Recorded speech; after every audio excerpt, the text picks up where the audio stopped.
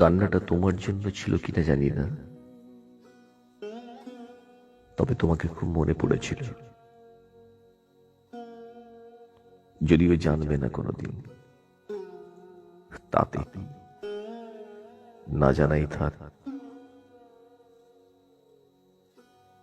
তুমি তো এটাও জানতে না যে আমি তোমায় কতটা ভালোবেসেছিলাম।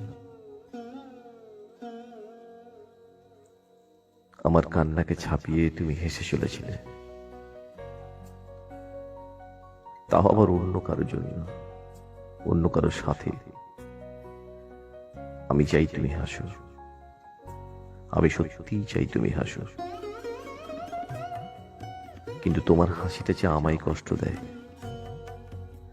কারণ আমি জানি হাসিটা আমার জন্য নয়।